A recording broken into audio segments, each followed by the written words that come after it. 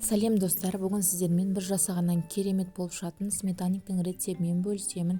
Егер де каналымда бірінші рет болып тұрсаңыз, каналыма тіркеліп, лайк басып, комментарий жазып, қолдап кетіңіздер. Алдағы уақытта көптеген рецепттер болады. Каналымды жоғалтып алмас үшін қоңырауша батырмасын басып қойыңыз. Сонда рецепттерім бірінші болып сізге көрінетін болады. Қамырына қажетті заттар: 250 грамм ұн, 1 шай қасық қопсытқыш, 100 грамм қант, 1 жұмыртқа, 150 грамм сары май керек болады. Ыдысымызға 250 грамм ұн, 1 шай қасық қопсытқыш саламыз, 100 грамм қант саламыз, 150 грамм сары май саламыз. Жақсылап араластырамыз. Бізде қамырымыз песочный қамыр болу керек. Міне біздің қамырымыз осылай болып шығады. 1 жұмыртқа саламыз, араластырамыз.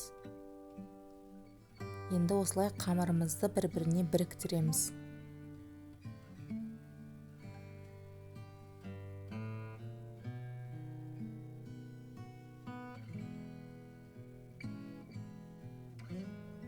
Мінекей біздің қамырымыз дайын болды.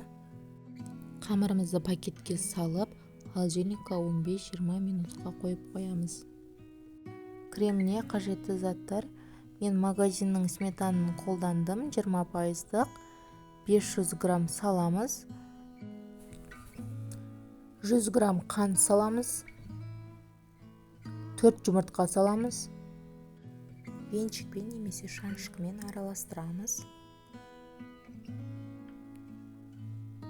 Креміміз осындай болып шығады. Мен 1 шай қасық ванилин салдым. Бұл маңызды емес, сіздер өздеріңіздің қалауларыңызша қолдансаңыздар болады. Форманы дайындаймыз. Мен кальцо қолдандым. Кальцоны 24 см қылып, астына фольга төсеп алдым.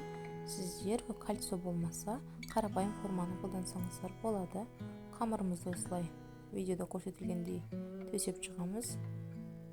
Қолымызбен осылай жайып, әдемілеп шығамыз. Айналасын осылай шаншқымен әдемілеп шығамыз.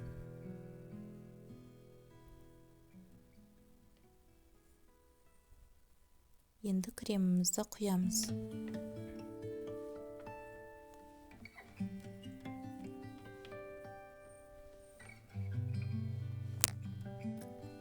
Қызып тұрған духовкаға 180 градусқа 40-45 минутқа пісіріп аламыз. Сметаннигіміз пісіп шықты. Арасы піскен-піспегендігін ағаш таяқшаны салып тексеріп алсаңыздар болады. Сметаннигіміз піскен кезде осылай беті қызарып, әдемі болып шығады. Пирогты суығаннан соң формадан шығарамыз. Ыстық кезінде формадан алсаңыздар, пирогтарыңыз бөлініп қалуы мүмкін. Менде 2 сағаттың ішінде суыды. Көріп тұрғандарыңыздай, бұл пирог бір жасағаннан керемет, жұмсақ, мыңсыз болып шығатын пирог. Сіздерге де жасап көруге кеңес беремін.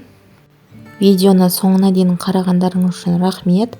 Каналыма тіркеліп, лайк басып, комментарий жазып, қолдап кетіңіздер.